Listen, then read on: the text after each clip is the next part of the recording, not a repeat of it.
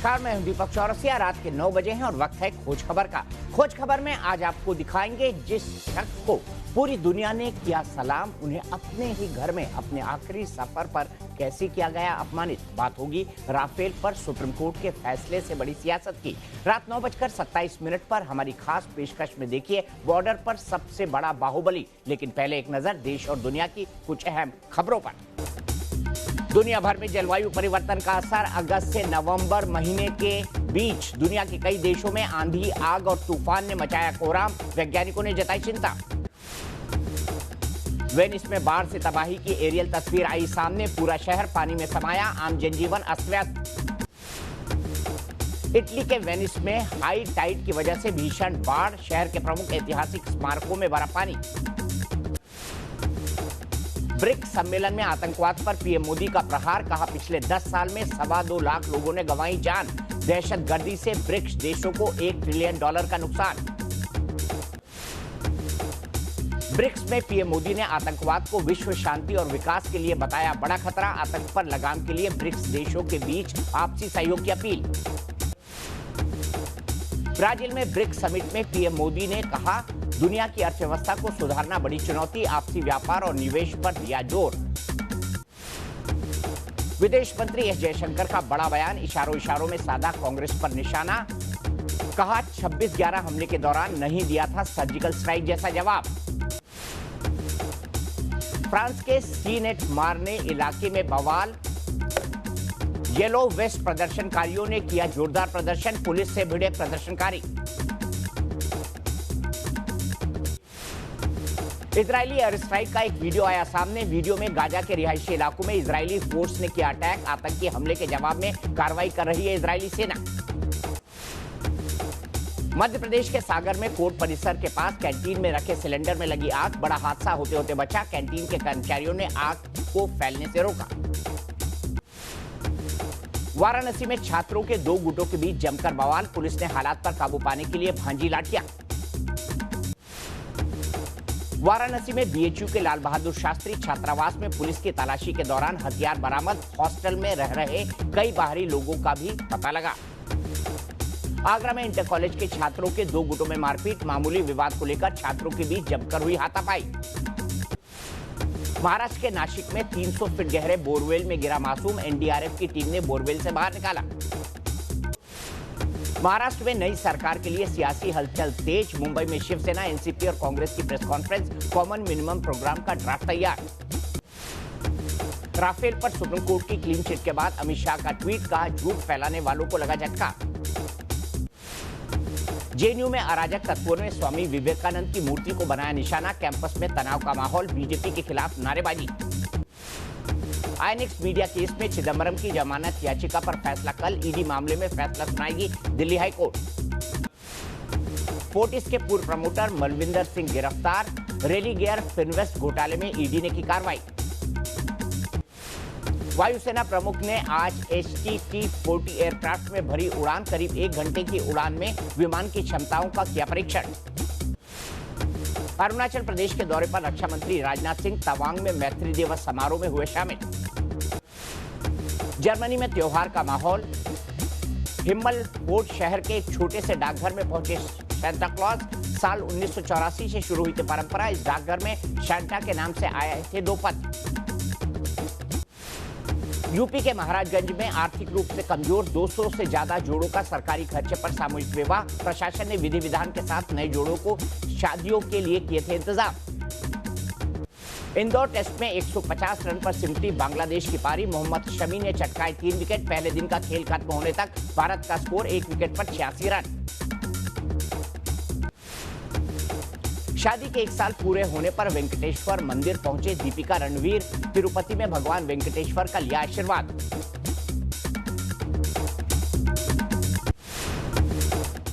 तो सबसे पहले बात महाराष्ट्र की, जहां पर नई सरकार बनने का रास्ता साफ हो गया है। जैसा कि न्यूज नेशन पर हमने आपको पहले बताया था कि शिवसेना, एनसीपी और कांग्रेस एकमात्र ऐसा कॉम्बिनेशन है जिसकी सरकार बन सकती है। और अब इन तीनों ने सामने आकर इस बात का ऐलान कर दिया है कि 2 दिन की बैठक के बाद दोनों के बीच न्यूनतम साझा कार्यक्रम कॉमन मिनिमम प्रोग्राम तैयार हो चुका है। आप देख सकते हैं प्रेस कॉन्फ्रेंस चल रही है, सुशील कुमार शिंदे दिखाई दे रहे हैं, छगन भुजबल दिखाई दे रहे हैं, पृथ्वीराज चव्हाण जो कि पूर्व मुख्यमंत्री है वो दिखाई दे रहे हैं। और अब यह तय हो गया है कि ये ड्राफ्ट कॉमन मिनिमम प्रोग्राम तैयार है। 17 तारीख को शिवसेना शपथ लेना चाहती है, क्योंकि 17 तारीख को ही 17 नवंबर को ही बाला साहब ठाकरे की पुण्यतिथि है और शिवसेना चाहती है कि उनके सपने को इसी दिन पूरा किया जाए, क्योंकि उद्धव ठाकरे अभी तक ये दावा करते रहे हैं कि 17 तारीख को ही हम शपथ लेंगे। ऐसे संकेत उन्होंने दिए हैं और एकनाथ शिंदे जो कि शिवसेना के नेता हैं, उन्होंने इस बारे में क्या कहा,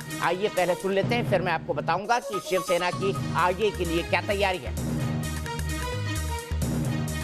मसूदा जो है वो ड्राफ्ट तैयार किया है और वो तीनों हमारे पक्ष श्रेष्ठी जो है उनके पास भेजा जाएगा। तीनों पक्ष श्रेष्ठी उस पर निर्णय लेंगे, फिर वो अंतिम होगा और बाद में उसके बाद अगली कार्रवाई शुरू हो जाएगी। सर क्या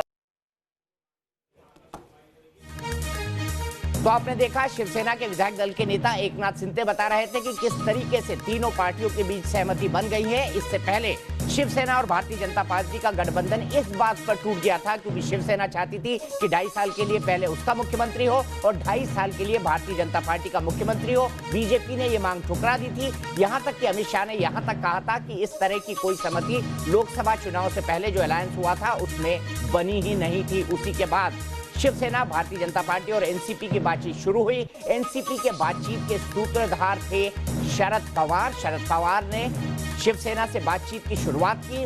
सबसे पहले वो संजय राउत से मिले। संजय राउत के बाद संजय राउत और उनके बीच कई दौर की मुलाकात हुई और संजय राउत लगातार ये कहते रहे कि शिवसेना का मुख्यमंत्री बनेगा। इसके बाद उद्धव ठाकरे, आदित्य ठाकरे और शरद पवार की मुलाकात हुई और अब ऐसी खबर आई है कि कांग्रेस के बड़े नेताओं से मिलने उद्धव ठाकरे भी दिल्ली आ सकते हैं। तीनों दलों के अध्यक्षों को इस ड्राफ्ट को भेजा गया है। एकनाथ शिंदे ने ये बताया है। इस मुद्दे पर कांग्रेस ने क्या कहा है, ये सुन लेते हैं। देखिए क्यों ना आगे देखिए, जब ये हम लोग साथ में आए तो उसी को सका हमने कहा था कि हमारा कदम महाराष्ट्र के 12 करोड़ जनता को न्याय देने के लिए, केवल सत्ता हमारे लिए नहीं, अब किसान से लेकर तो बेरोजगार तक सबको इस सरकार की आवश्यकता है। उस दिशा में कदम बढ़ा रहे हैं कि भाजपा सत्ता। तो सीधे चलते हैं हमारे सहयोगी सुभाष शिर्के के पास। सुभाष, सबसे पहले जानना चाहूंगा, शिवसेना का मुख्यमंत्री होगा, इस बात के संकेत कांग्रेस और एनसीपी के नेता दे चुके हैं। कौन होगा मुख्यमंत्री, क्या एकनाथ शिंदे या उद्धव ठाकरे? उद्धव ठाकरे मुख्यमंत्री बनेंगे, ये कांग्रेस एनसीपी में भी तय हुआ है और शिवसेना में भी तय हुआ है। और अभी जो यहाँ पे थोड़ी देर पहले मीटिंग हुई उसमें कॉमन मिनिमम प्रोग्राम पे एक ड्राफ्ट जो बना उस पे समझौता हुआ है तीनों पार्टियों का। उसमें एकनाथ शिंदे जो शिवसेना विधिमंडल दल के नेता चुन लिए गए थे वो यहाँ पे थे। उसके बाद कांग्रेस के वरिष्ठ नेता पृथ्वीराज चव्हाण, माणिकराव ठाकरे वो देख रहे हैं तस्वीरों में सुभाष शिर्के, हम देख रहे हैं। बड़े संक्षेप में आपसे 2 सवाल के सीधे जवाब चाहूंगा। सबसे पहला, क्या अब सिर्फ औपचारिक घोषणा ही होना बाकी है कि उद्धव ठाकरे ही शपथ लेंगे और वो भी 17 तारीख को? नहीं, इसमें ये कॉमन मिनिमम प्रोग्राम एक बड़ा मुद्दा था, क्योंकि हर पार्टी का अपना अपना एक एजेंडा था। वो तीनों एजेंडा को बाजू में रखकर एक कॉमन मिनिमम प्रोग्राम बनाया गया है, ड्राफ्ट बनाया गया है। अब ये 3 बड़े जो नेता हैं, सोनिया गांधी, उद्धव ठाकरे और शरद पवार, ये मंत्रणा करेंगे इस ड्राफ्ट के ऊपर। उसके बाद फाइनल होगा और उसके बाद शपथ ग्रहण होगा। तो इसके लिए और 2-3 दिन लगेंगे। शरद पवार और सोनिया गांधी से मिलने आएंगे दिल्ली में। जब संसद का पहला दिन हो, सत्र का पहला दिन होगा, उस वक्त ये सारी बातें होगी। ठीक है, आपने कहा संसद सत्र के पहले दिन ये सारी बातें होगी, तो शायद 17 की डेडलाइन मिस हो जाए, इस बात के संकेत भी मिल रहे हैं, क्योंकि पार्लियामेंट के सत्र के पहले दिन ये बात होगी। लेकिन अब ये तय है कि महाराष्ट्र में सरकार बनने का रास्ता साफ हो चुका है। उद्धव ठाकरे ही मुख्यमंत्री होंगे, ऐसा सुभाष शिर्के दावा कर रहे हैं। और आज की एक ऐसी बड़ी खबर जिससे इस बात पर सवाल उठता है कि क्या देश के सबसे प्रतिष्ठित संस्थान जेएनयू के अंदर कोई शरारत करने की कोशिश कर रहा है। अगर जेएनयू के अंदर कुछ होता है तो उम्मीद की जाती है कि यहां पर पढ़े लिखे लोग पढ़ रहे हैं और यहां पर ये पढ़े लिखे लोग कोई ऐसी बात नहीं करेंगे जिससे 2 लोगों के बीच, 2 विचारधारा के लोगों के बीच या 2 समुदाय लोगों के बीच किसी भी तरह का टेंशन हो। लेकिन फीस वृद्धि को लेकर वहां पर बवाल चल रहा था। इस बीच स्वामी विवेकानंद की मूर्ति के साथ छेड़छाड़ की गई। सवाल ये कि माहौल को बिगाड़ने की कोशिश जेएनयू से कौन कर रहा है?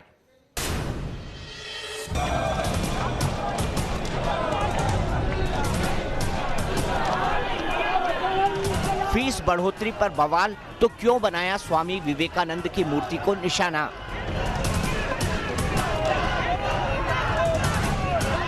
महानायक तक क्यों पहुंची जेएनयू कैंपस में हंगामे की आंच?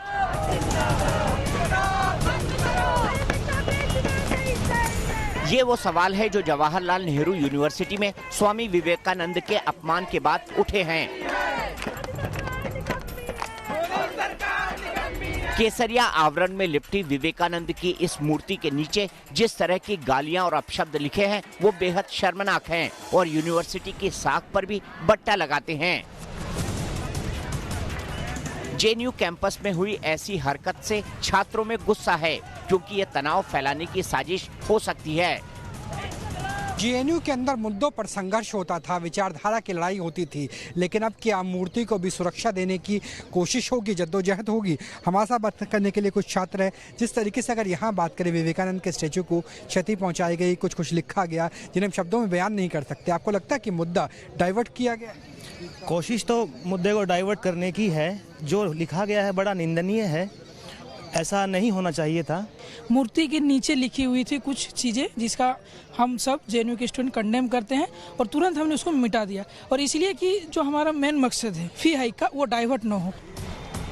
मूर्ति को निशाना बनाने वाले की अब तक पहचान नहीं हो पाई है। यूनिवर्सिटी प्रशासन ने एहतियातन मूर्ति को कपड़े से ढक दिया है, लेकिन छात्र ऐसी हरकत करने वालों पर सख्त कार्रवाई की मांग कर रहे हैं। हिंदुस्तान का आइंस्टीन, गणित का जादूगर, जिनकी काबिलियत का लोहा अमेरिकी अंतरिक्ष एजेंसी नासा तक ने माना, मगर दुर्भाग्य देखिए उनके आखिरी सफर में हमारे सिस्टम ने उन्हें इंतजार करवाया। हम बात कर रहे हैं महान गणितज्ञ वशिष्ठ नारायण सिंह की, जिनका लंबी बीमारी के बाद आज सुबह निधन हो गया। उनका पार्थिव शरीर पटना के हॉस्पिटल के बाहर एक स्ट्रेचर पर घंटों रखा रहा, लेकिन एम्बुलेंस नहीं मिली। ये हाल तब था जब बिहार के सीएम नीतीश कुमार भी उन्हें भावभीनी श्रद्धांजलि दे चुके थे। कई घंटे बाद बिहार के मंत्री मौके पर पहुंचे और एम्बुलेंस भी तब जाकर पार्थिव शरीर को घर के लिए रवाना किया गया। ये घटना बताती है कि हमारा सिस्टम कितना संवेदनहीन हो चुका है। महान गणितज्ञ वशिष्ठ नारायण सिंह हिंदुस्तान के वो लाल थे जिन्होंने आइंस्टीन के सापेक्षता के सिद्धांत को चुनौती दी थी। अपने दिमागी कौशल और हुनर से दुनिया में भारत का नाम रोशन करने वाले वशिष्ठ नारायण सिंह अनंत यात्रा पर चले गए, मगर आखिरी यात्रा से पहले की इन तस्वीरों ने सबको झकझोर कर रख दिया है। गुमनामी की चादर ने आखिरी सफर में उनका साथ नहीं छोड़ा। पटना के पीएमसीएच के बाहर स्ट्रेचर पर उनका पार्थिव शरीर एम्बुलेंस की राह देखता रहा, पर हॉस्पिटल प्रबंधन को क्या कहें। इससे ज्यादा दुर्भाग्य और क्या होगा कि महान गणितज्ञ के पार्थिव शरीर को भी एम्बुलेंस के लिए घंटों इंतजार करवाया गया। सोशल मीडिया पर बिहार के मुखिया और तमाम दिग्गज उन्हें इस बीच श्रद्धांजलि देते रहे, पर पार्थिव शरीर को उनके घर कैसे भेजा जाए इसको लेकर हॉस्पिटल प्रबंधन को कोई फिक्र नहीं थी। तस्वीरें सड़क से निकलकर सोशल मीडिया पर वायरल होने लगी, तब जाकर बिहार सरकार की नींद टूटी। 2 घंटे बाद एम्बुलेंस का इंतजाम करवाया गया, तिरंगे से पार्थिव शरीर को लपेटा भी गया। महान गणितज्ञ वशिष्ठ नारायण सिंह का आज निधन हो गया। पटना में पीएमसीएच अस्पताल में इनका निधन हुआ, मगर बातें इस बात को लेकर ज़्यादा बड़ी हो गई कि इस महान गणितज्ञ को श्रद्धांजलि और बेहतर जो सुविधा होनी चाहिए थी वो पीएमसीएच में नहीं मिल पाई। अभी इनका पटना में ही महेंद्रू के पास के एक इलाके में इनके शव को रखा गया है। इनका पार्थिव शरीर यहाँ पर रखा हुआ है। तमाम गणमान्य लोग अब यहाँ पर इनसे मिलने आ रहे हैं, लेकिन अफसोस इस बात का कि काफ़ी देर तक पीएमसीएच में इन्हें एम्बुलेंस के लिए भी इंतजार करना पड़ा। अब बात करेंगे यूपी के अमेठी की, जहां मृतक सोनू सिंह के भाई की गिरा पर हाथ डालना डीएम प्रशांत शर्मा को भारी पड़ गया। बुधवार को उनका एक वीडियो वायरल हुआ था और 24 घंटे के अंदर ही उन पर एक्शन हो गया। दरअसल अमेठी में सोनू सिंह नाम के शख्स की हत्या हो गई थी। पुलिस से लेकर प्रशासनिक अमले के अफसर घर वालों से मिलने पहुंचे थे, लेकिन सांत्वना देने के बजाय डीएम मृतक के भाई को कॉलर पकड़कर नियम कायदा समझाने लगे थे, अपनी कुर्सी की धौंस जमाने लगे थे। उनके रवैये को किसी भी लिहाज से जायज नहीं ठहराया जा सकता था और हुआ भी वही। उन्हें डीएम के पद से हटाकर वेटिंग लिस्ट में डाल दिया गया। अब शायद उन्हें अपनी गलती का एहसास हो रहा होगा। अब ये बताइए, हम इस समय खड़े हैं, इस जिले का सबसे वरिष्ठ अधिकारी यहाँ खड़ा है, इतने सारे लोग खड़े हैं। क्या आपको पता है कि उस आदमी बस करता है कि नहीं? पता है कि नहीं? पता है कि बस है कि नहीं? पता है? अपने रुतबे में अमेठी के डीएम प्रशांत कुमार सारी मर्यादा लांघ गए। मृतक के भाई के आंसू पोंछने के बजाय कॉलर पकड़कर घसीटा और धमकाया। डीएम ने जिसकी गिरेबां पर हाथ डाला वो भी पीसीएस अधिकारी है। एक मिनट सर, आराम से। ऐसे बात किया जाता है? ऐसे बात नहीं किया जाता है। कोई तरीका नहीं है। पीछे है। मौके पर डीएम साहब आए, मृतक सोनू सिंह के परिवार वालों को डांट डपट कर चले गए। उन्हें लगा था कि मामला ऑन द स्पॉट खत्म हो जाएगा, पर बात निकली तो बहुत दूर तक चली गई। वीडियो वायरल हुआ तो शोर भी मचा, एक्शन भी हुआ। ये देखिए, योगी सरकार का वो कार्रवाई नामा है जिसमें डीएम प्रशांत कुमार को तत्काल प्रभाव से हटा दिया गया। उनकी जगह अरुण कुमार को अमेठी का नया जिलाधिकारी बनाया गया है। अमेठी की सांसद और केंद्रीय मंत्री स्मृति ईरानी भी डीएम प्रशांत कुमार के रवैये से बेहद खफा थी। उन्होंने तेज तर्रार आईएएस अफसर प्रशांत कुमार की क्लास लगाई। विनयशील एवं संवेदनशील बने हम, यही प्रयास होना चाहिए। जनता के हम सेवक हैं, शासक नहीं। कानून की कौन सी किताब में आईएएस अधिकारी प्रशांत कुमार को कॉलर पकड़ने का ज्ञान मिला होगा, ये तो वही जाने। लेकिन तेज तर्रार अफसर को अब कई सवालों का जवाब देना पड़ सकता है। दरअसल 12 नवंबर को गौरीगंज में 2 गुटों में झड़प में बीजेपी नेता चंद्रशेखर के बेटे सोनू सिंह की जान चली गई थी। अंधाधुंध फायरिंग से पूरे इलाके में गुस्से का उबाल आ गया था। पुलिस प्रशासन के हाथ से हालात बेकाबू होते रहे थे। मृतक के करीबी और परिवार वाले आरोपियों पर सख्त कार्रवाई की मांग पर अड़े थे, लेकिन जब मौका मुआयना पर डीएम प्रशांत कुमार पहुंचे तो जो कुछ हुआ देश ने देखा। डीएम साहब को ओहदा तो याद रहा, पर मर्यादा का पाठ वो शायद भूल गए थे।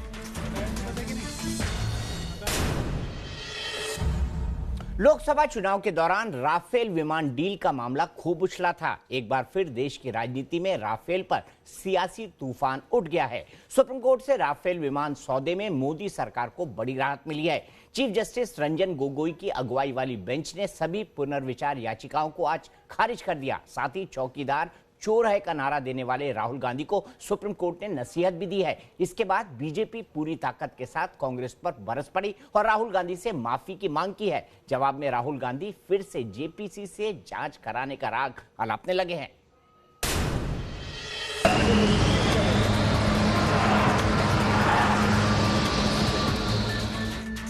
राफेल पर चौकीदार प्योर है। सुप्रीम कोर्ट ने राफेल पर खारिज की पुनर्विचार याचिका। अब नहीं होगी राफेल सौदे पर जांच। राफेल सौदे पर सुप्रीम कोर्ट से मोदी सरकार को बड़ी राहत मिली है। राफेल डील पर पुनर्विचार याचिका पर फैसला देते हुए सुप्रीम कोर्ट ने किसी भी जांच से इनकार कर दिया है। इस मामले पर फैसले के बाद जो बड़ी बात निकलकर सामने आई है, उसके मुताबिक अब राफेल सौदे की जांच नहीं होगी। डील पर सरकार को क्लीन चिट मिल गई है। राफेल पर मोदी सरकार के दावे पर उठ रहे सवालों पर विराम लग गया है। राफेल विमान डील मामले में सुप्रीम अदालत के 2018 में दिए फैसले के खिलाफ वरिष्ठ वकील प्रशांत भूषण समेत कई दूसरे लोगों की ओर से पुनर्विचार याचिका दाखिल की गई थी। सुप्रीम कोर्ट के इस फैसले का स्वागत करता हूं और इससे हमारी सरकार के स्टैंड का विंडिकेशन हुआ है इस फैसले के परिणाम स्वरूप। बल्कि हमारी सरकार की जो डिसीजन मेकिंग की जो ट्रांसपेरेंसी है, उस पर भी सुप्रीम कोर्ट ने अपनी मुहर लगा दी है। वहीं सुप्रीम कोर्ट ने इसी मामले में कांग्रेस नेता राहुल गांधी को नसीहत देते हुए चौकीदार चोर है वाले बयान पर कोर्ट की अवमानना केस से बरी कर दिया। सुप्रीम कोर्ट ने राहुल गांधी के खिलाफ अवमानना का केस बंद तो कर दिया, लेकिन उन्हें साथ ही हिदायत भी दी है कि भविष्य में इस तरह की बयानबाजी से बचे।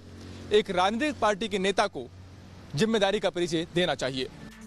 अब देश की सबसे बड़ी अदालत से फरमान निकला तो बीजेपी कांग्रेस में आर पार की जंग तेज हो गई। प्रधानमंत्री के खिलाफ कैंपेन किया, भारत की विदेश में साख को घटाने की कोशिश की फ्रांस के राष्ट्रपतियों के सामने, और झूठ पर झूठ बोलते गए। आज राहुल गांधी आपको माफी मांगना जरूरी है। राफेल के भ्रष्टाचार की आपराधिक जांच का रास्ता सुप्रीम कोर्ट ने आज खोल दिया है। आदरणीय भाजपा सरकार के साथियों, आज जश्न के ढोल बजाने का दिल नहीं, संजीदगी से जांच स्वीकार करने का दिन है। तो यहां पर रुकेंगे छोटे से ब्रेक के लिए। ब्रेक के बाद हम आपको बताएंगे सरहद पर पहुंचने वाला है कौन सा सबसे बड़ा बाहुबली।